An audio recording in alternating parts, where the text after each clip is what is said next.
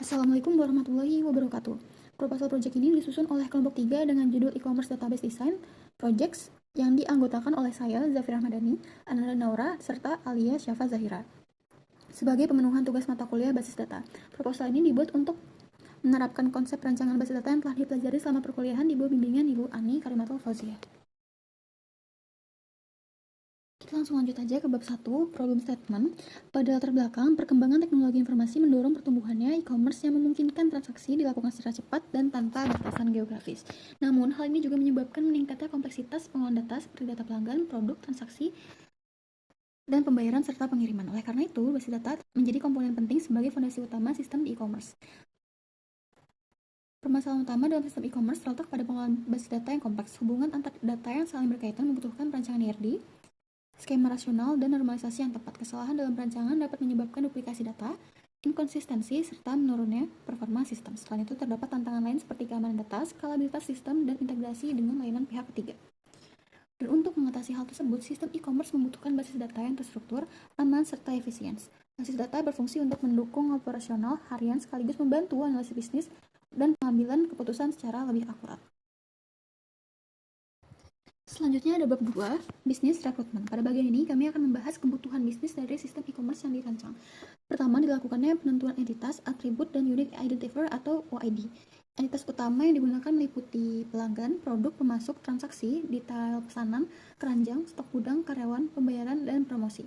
Setiap entitas memiliki OID sebagai pengenal unik untuk menjaga duplikasi data serta atribut yang merepresentasikan kebutuhan operasional bisnis, seperti identitas pelanggan, detail produk, status transaksi, dan pengelolaan stok. Untuk selanjutnya, diterapkan konsep supertypes dan subtypes pada entitas transaksi.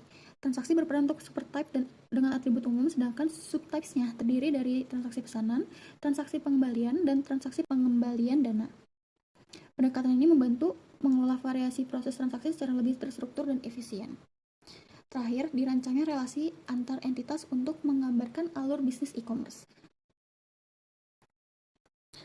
Pelanggan dapat melakukan banyak transaksi.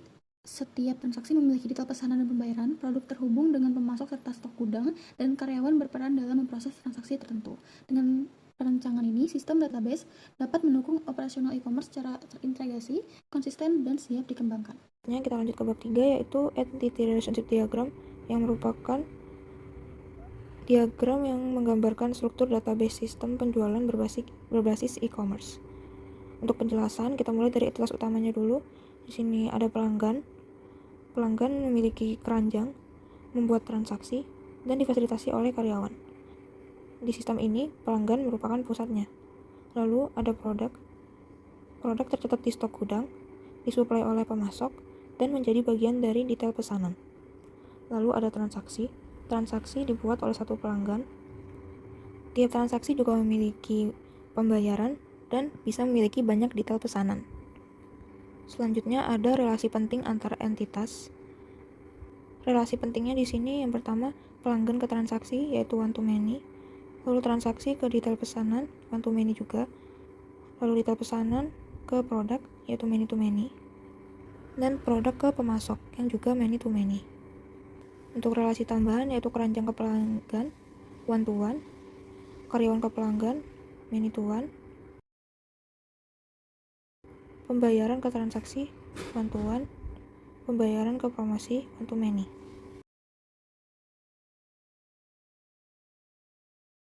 Bab 4, Normalization Design. Normalisasi adalah proses pengorganisasian atribut dan relasi di dalam sebuah database untuk mengurangi duplikasi data, menghilangkan anomali, serta menjaga integritas data. Proses ini dilakukan melalui beberapa tahap yang akan dibahas pada bab ini. Tahap pertama, ada UNF atau Unnormalized Form, di mana data masih mengandung repeating groups dan nilai multivalue dalam satu kolom. Masalahnya adalah masih terdapat atribut multivalue tadi, lalu data tidak dapat dikelola dalam DBMS karena tidak atomik, dan data berpotensi menyebabkan anomali insert, update, dan delete.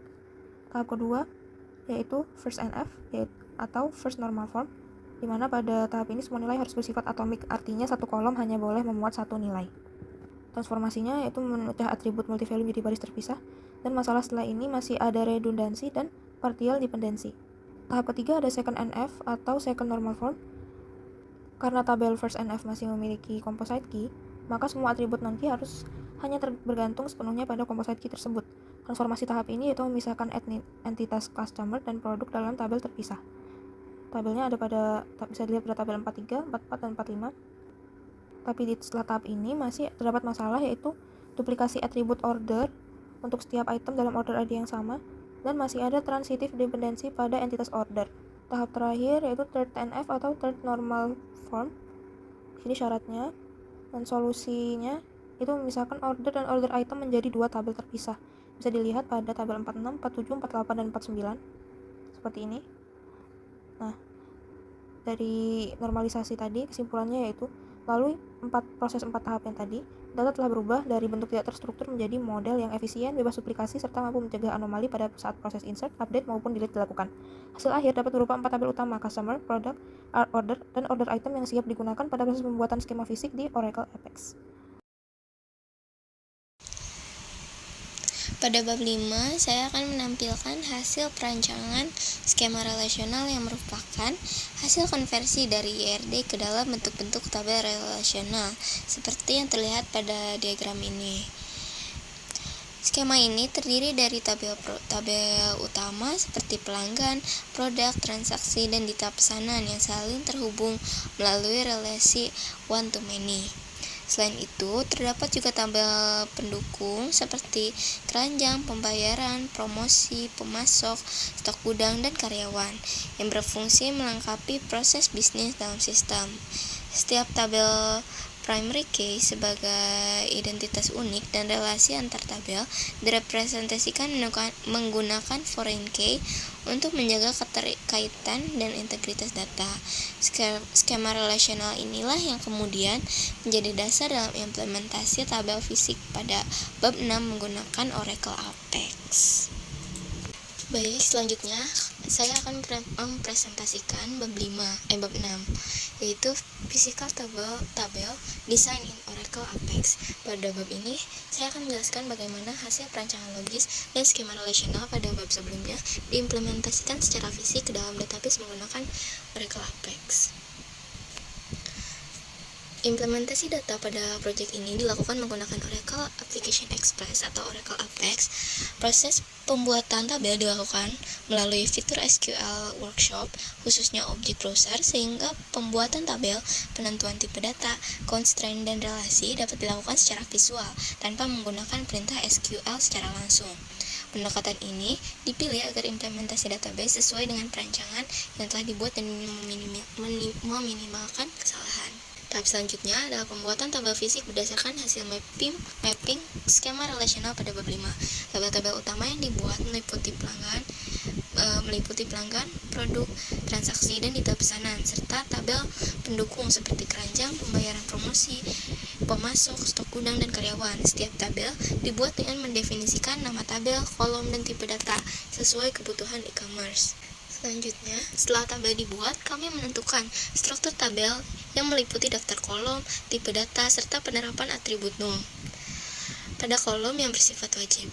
Struktur tabel ini dapat dilihat pada menu kolom di Object Browser. Penerapan struktur yang jelas bertujuan untuk menjaga konsistensi data dan mencegah kesalahan input. Nah, untuk menjaga integritas data, setiap tabel dilengkapi dengan berbagai constraint. Primary key digunakan sebagai identitas unik setiap record, foreign key untuk menghubungkan tabel anak dengan tabel induk, serta constraint not null, unique, dan check untuk membatasi nilai data. Dengan adanya constraint ini, database mampu menolak data yang tidak valid. Ini untuk contoh penerapan ini untuk penerapan constraint pada tabel pelanggan, ini pada tabel keranjang, ini pada tabel produk, pada tabel transaksi, pada tabel detail pesanan, pada tabel stok gudang, tabel pemasok, tabel promosi, tabel pembayaran, dan yang terakhir ada penerapan constraint pada tabel karyawan. Relasi antar tabel diimplementasikan menggunakan foreign key sesuai dengan IRD yang telah dirancang. Contohnya, tabel transaksi memiliki relasi dengan tabel pelanggan, dan tabel detail pesanan berelasi dengan tabel transaksi serta produk. Relasi ini memastikan setiap data transaksi dan detail pesanan selalu terhubung dengan data induknya.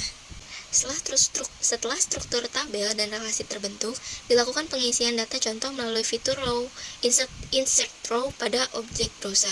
Pengisian data ini bertujuan untuk memastikan bahwa tabel dan relasi yang dibuat dapat berfungsi dengan baik serta tidak menimbulkan error saat proses input data berlangsung.